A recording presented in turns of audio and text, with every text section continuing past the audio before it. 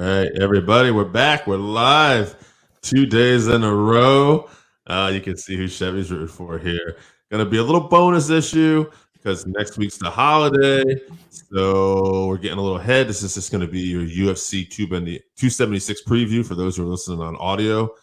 So we won't be reviewing the fight night prior. By that time, we'll know the results by the time you get this. But we are going to give you our preview for UFC 276. But first, a word from the sponsors. Are you a fan of pro wrestling, comedy, and combat sports? Then we have the podcast for you because we cover that and much, much more. Do you like to debate with your friends? Do we have the perfect segment for you? It's the 531, where we take any given subject, break it down to a top 5. From there, we debate it down to 3, and then into that number 1 spot. If you want to get a hold of us, find us on our social medias. Search Working Fans Podcast on any major social media platform. And if you want to find the podcast, search for us on any major podcast platform, as well as YouTube. Working Fans Podcast. We put in the work so you don't have to.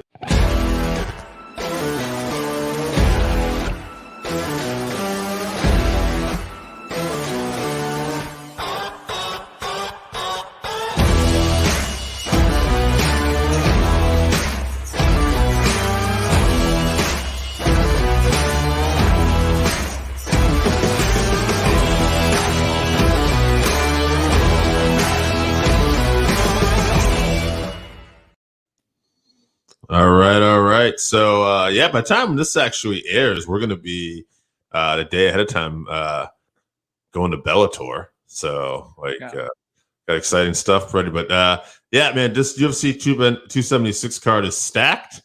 You want to tell people what we got coming after this? Sure. So on July 9th, we'll be previewing UFC Fight Night Dos Anjos versus Fiziev.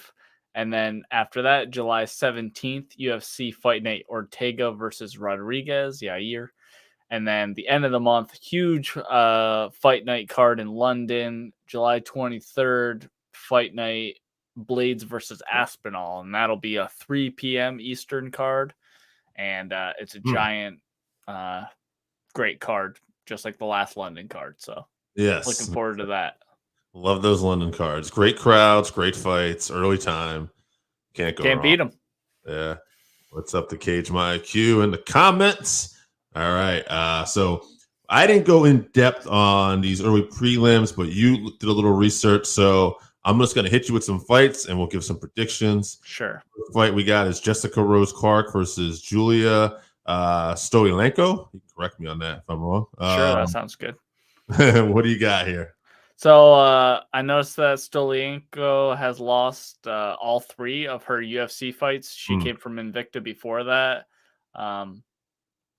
She has a lot of subs, but I think that Jessica Rose Clark's experience is going to get her the win. She probably just wins a decision, pretty close decision on the feet, I would imagine. All right. I will concur with that. I was going to go with Jessica Rose Clark, and seldom do we see a lot of finishes right here. So with women in the bantamweight division, sometimes, but I don't think I've seen Jessica Rose Clark with a ton of finishes. Let's go right to middleweight.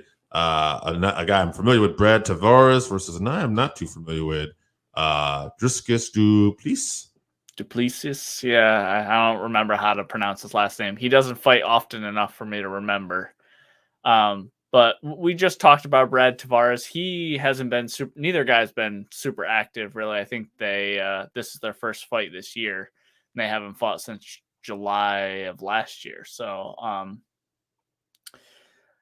Duplessis has never gone to decision. He has a lot of subs. Tavares is kind of a wrestler with good, decent stand up, but I think Duplessis is going to get a sub. I'm going to go round 3, probably like rear naked choke or something like that. All right. And to be a little different, I'll go Tavares, TKO, round 3. Now let's get right to this next fight, because this is one I'm a little excited about. As Cage Marcu is letting us know some stuff here. Duplessis has great kickboxing and BJJ mixture, so you might be in the right there, Chevy. So we got Uriah Hall, one of our favorites here, taking on Andre Muniz. And Andre is on an 8-fight win streak. And I was just looking at some of the stuff here. He's got like 2 wins on Dana White's Contender Series. Like he's got the Brazil series and then the regular Dana White Contender Series over here. And like he's got coming off a win over Eric Anders by submission. Before that, it was like he sub Jacare too. This guy's on a tear. That's You're a big right, deal. Hall. Like I don't know. Like he's the guy who's always been a little inconsistent too. Probably, if I had to guess, is going to have a striking advantage here. Oh yeah. But if this goes to the ground, I don't know. This guy looks like a killer. I love me some Hall. I'd like to tell you my prediction would be Hall round 2 TKO, but I feel like it's going to be Muniz here. Submission, and I'll go round 3. Well, I'm picking with my heart, so I'm going with that TKO round 2 for Uriah Hall. But this is definitely a tough matchup for him. Classic striker versus grappler. So we always like to see those. Yeah. Cage Mike, who's got Muniz by round 2 sub as well. Uriah is a knockout or miss in his fights. Due to his passive counter fighting style. Well, we shall see. I tend to worry about a fight like this for Hall. Like you said, it's a tough style matchup. Mm-hmm. Then we got Macy Barber versus Jessica I. I'll let you go into this a little bit, but I'm just going to say right now, I got Macy Barber. I'm going to say round 3. I think she's going to actually get a finish too.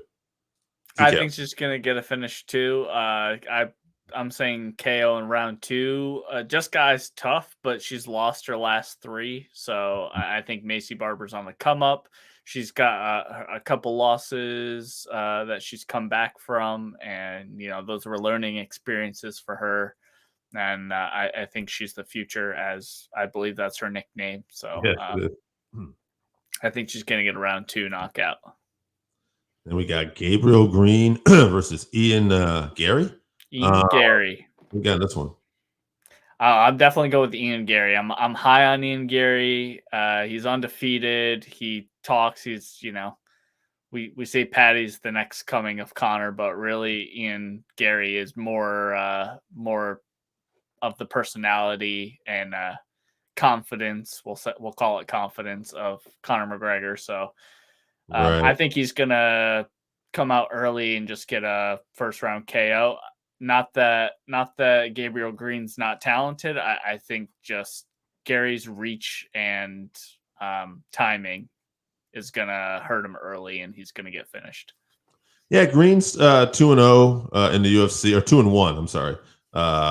He's 11-3 overall. So his record's competent, but I don't see anything off of here that necessarily let me know that he's going to beat Ian Gary, who seems like to be a very big prospect for them.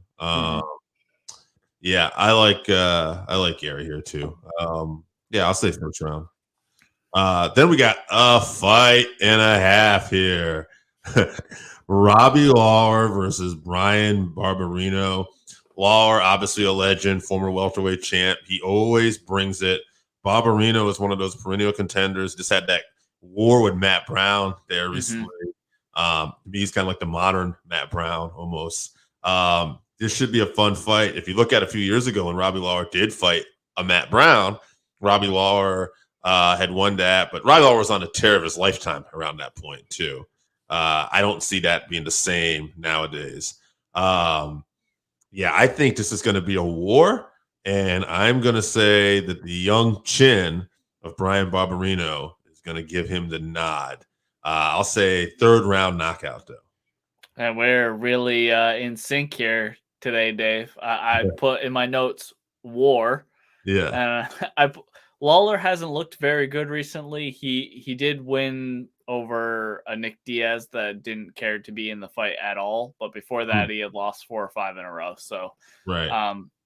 I do think that this is a good matchup for him as far as someone who's going to go to war with him. Yes. And I'd like to say Robbie's going to win, but I really see Barberena getting the KO in round 3, like you said.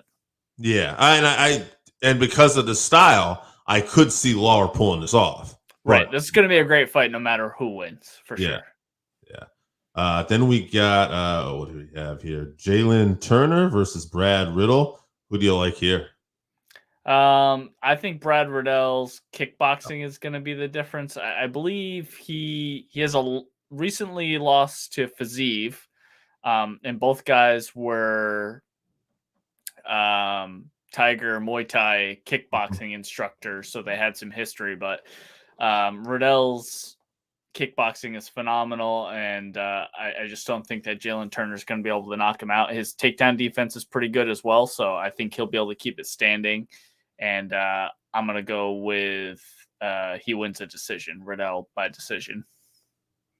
All right. I mean, he's got a lot of decision wins, so seems like that would be the case. Jalen Turner, though, is on a 4-fight win streak right now in all finishes, 12-5. I'll be a little different. I'll take Turner, and I'll stick with these 3-round TKOs here. I like them. So go with that. Cage Mike, who's got Turner by third round submission. Also, Randy in the comments, by the way, too. Shout out to Randy. I haven't said anything yet, but Randy wants Waller to win. Hey, we do too. So, all right, main card time. Let's get in some stats here on the main card, some records here. We got a good one to really kick it off here. Pedro Munhoz versus Sean O'Malley at bantamweight. Bantamweight, one of my favorite divisions right now. Pedro Munhoz, 19, 7-1, 5 KOs, 8 submissions, 6 decision, 3 performances of the night, and he's tied with Uriah Faber for most bouts in UFC bantamweight history. So he's a guy that's always ready to go, and he's one of those, not quite that top 5, but he's like right always there, one of those top guys. Excellent test for Sean O'Malley. O'Malley 15-1, 11 KOs, 1 sub, 3 decision, fight of the night twice, performance of the night 4 times. I think stylistically, though, this is a good fight for O'Malley because Munhoz is one of those guys. He likes to get hit and then he'll hit you back, which worked great with Cody No Love, who decided just to say, "F it, we're gonna fight like that." O'Malley's a little more slick though. I won't be shocked if O'Malley loses here because I don't even know who the favorite is. I got to feel like Pedro Munhoz does have all that experience that he could be, but I just smell O'Malley winning this. I think this is his style of fight, and I think this will be a late finish again, round 3 TKO. Yeah, I'm going to go with O'Malley, too. I see Cage My IQ in the comments talking about checking the leg kicks. I do think that that is O'Malley's weakness, the leg kicks, but he's so much taller than Pedro. I think he's going to be able to keep him at range with his hands for the most part and get out of the way of some of those leg kicks. And I think he probably just pieces up Pedro and wins a decision, beats him up for 3 rounds. Yeah. So I think, we're kind of saying, okay, decision, or like I said, I have a late finish, but we're expecting this to go a few. Yeah, I don't see anybody taking anybody out early. Unless O'Malley decides to not fight like O'Malley and decides to he's going to just trade with him and swing. That would be a mistake. Yeah, that would be a mistake indeed. Then we got Lauren Murphy versus Miesha Tate at flyweight. This is the flyweight debut for Miesha Tate. Murphy 15-5, 8 KOs, 1 sub, 6 decisions. Miesha Tate, if you don't know already, she's 19-8, 4 KOs, 7 subs, 8 decisions. Former UFC bantamweight champion. Fight of the night 2 times against Kat Zingano and Ronda Rousey. Performances of the night against Holly Holm. Former Strikeforce bantamweight champion. I like the fact that Miesha is cutting down the flyweight and she's making a serious go at this. I cannot help but root for her here. I hope she gets to win. I predict she will. I think this is will be a good test. I got Tate by decision as well. As Cage My Q again. But yeah, I got Tate by decision. I think the problem is Valentina Shevchenko is just so good. I have a real hard time seeing anybody overcoming her. But like Miesha, one thing I got to say about her, even back when Ronda Rousey was just dominating everybody, like she always had a championship mentality. Like she always saw the things that she could just adjust, and she's constantly working on things. And I feel like she's someone you can never really take lightly. Personally, I hope Valentina goes up and fights for the bantamweight title. I hope this title maybe gets vacated, and I'd love to see Tate capture this belt because I think she doesn't already have a Hall of Fame career, which she probably does. Like, just having this woman's flyweight belt would really kind of, solidify it. So anyway, I just want to go on about Miesha Tate a little bit because she's one of my faves and really even growing on me more just to see everything she's done in her career.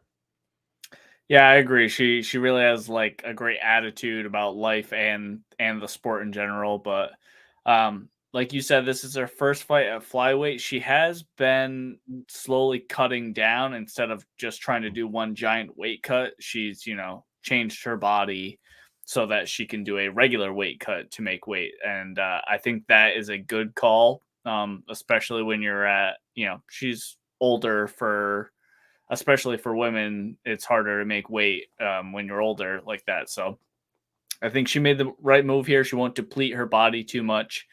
And I think she's going to come in and make a run for the title, like you said, whether she has to go fight Valentina or a vacant title or whatever.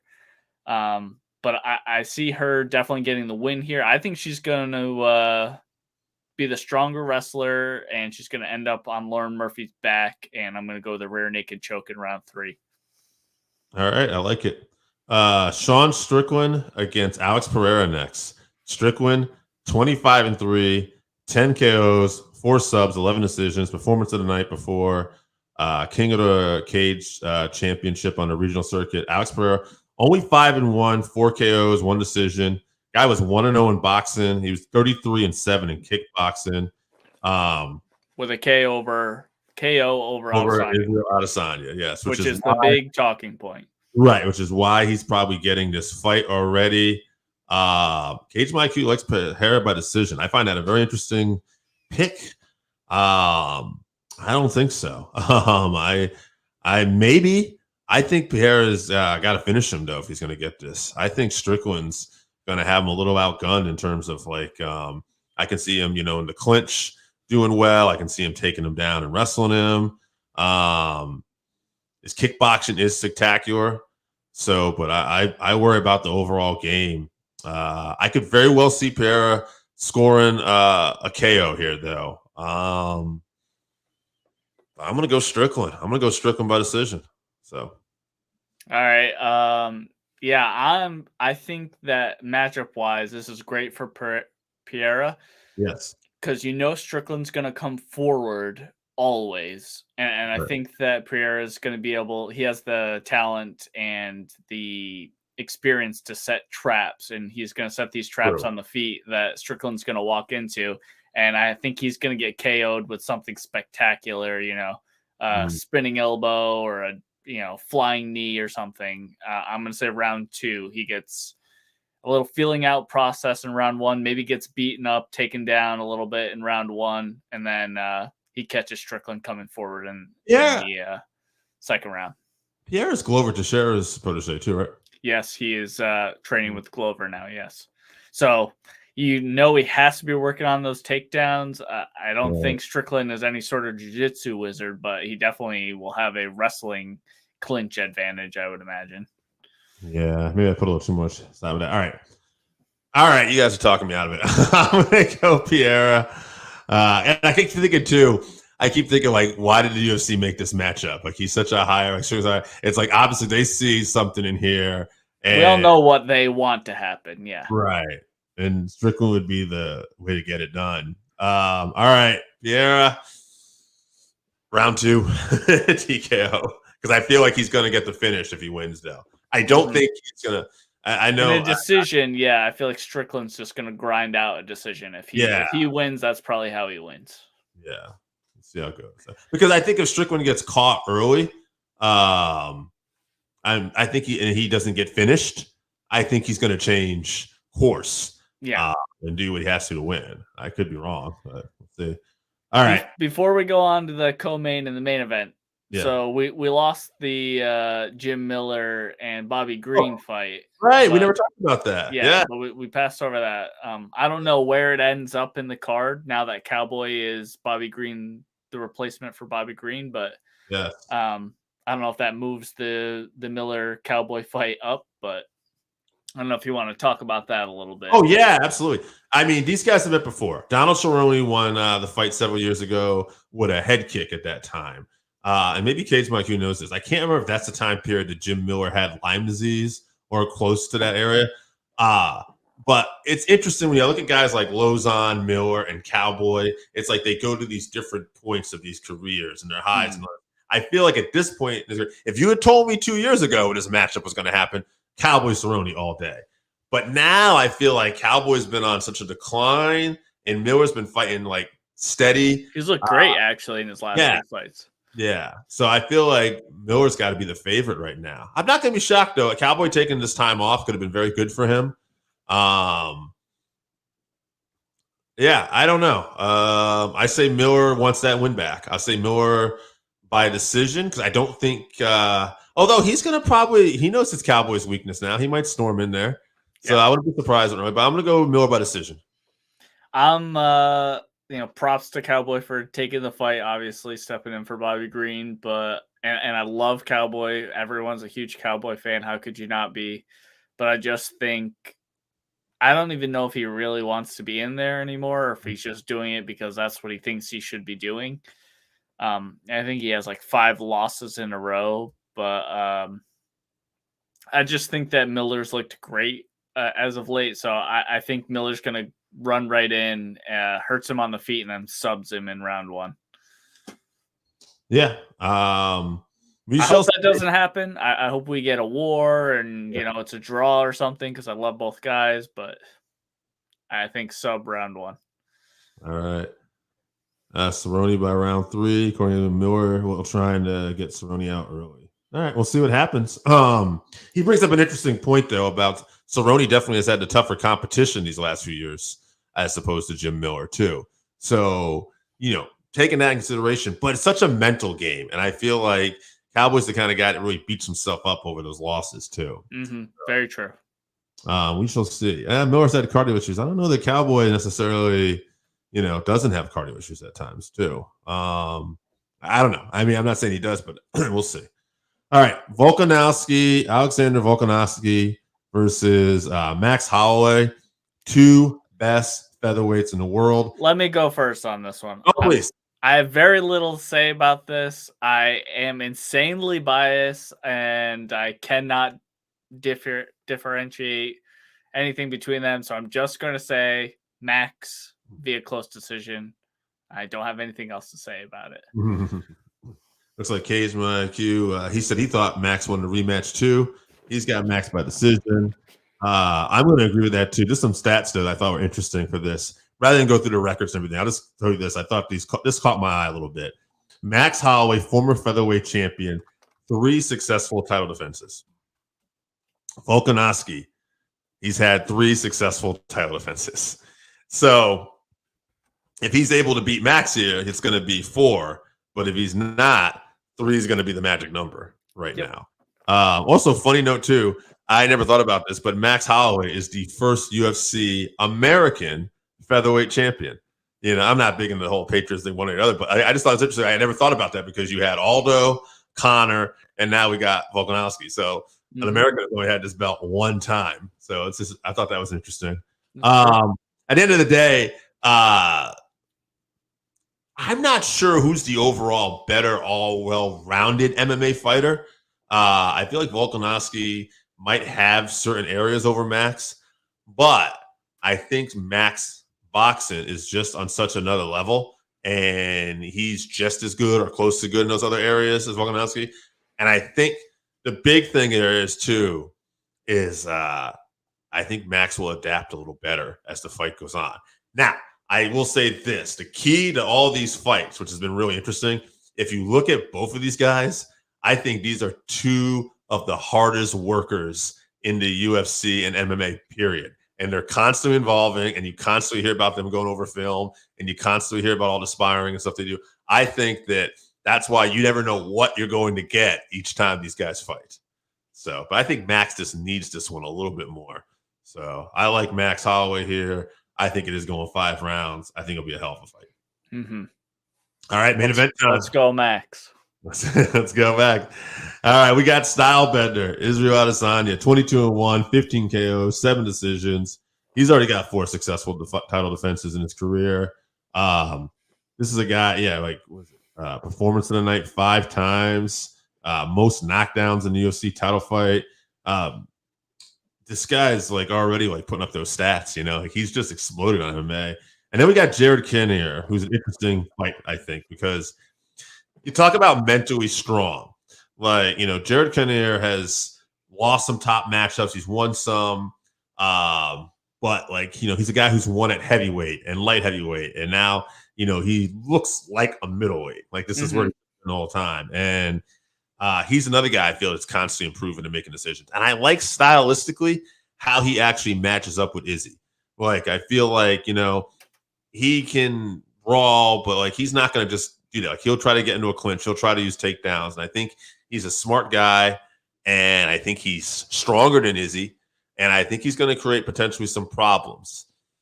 That being said, I have a real hard time going up against a champ because to me, other than when he decided to go up to light heavyweight and he got out muscled and out wrestled there, I haven't seen anybody that looks to me like they can really touch Stylebender at middleweight. So I will go Stylebender. I will go 4th round TKO. Yeah, obviously Cannonier's super dangerous, very fast, very powerful on the feet. But obviously Izzy has seen that in all his kickboxing and everything multiple times. I think, like you mentioned, the clinch game could play a factor. But I really think that Izzy is super prepared for whatever Cannonier has to bring.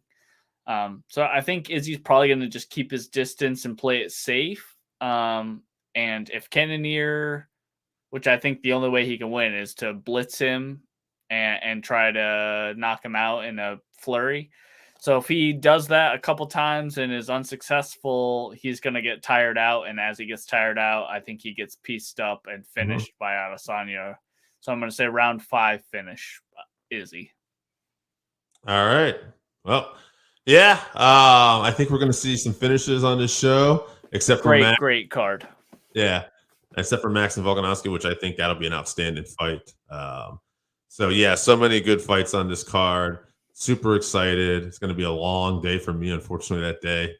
Red Guys, 4th of July. But yeah, we'll see. I definitely will be watching that one way or another. So, guys, thank you for showing up. Chevy, why don't we, before we get out, tell them one more time what we got coming up. All right, July 9th, UFC Fight Night, Dos Anjos versus Fiziev. July 16th, UFC Fight Night, Ortega versus Rodriguez. And then the end of July, July 23rd, we have the big card, the UFC Fight Night, Blades versus Aspinall from London. So we got some good shows coming up. All right, guys, thank you for tuning in. This is the Combatcast. We will be back on YouTube in a couple weeks, and on audio, we'll be back the following week. Thanks for stopping in.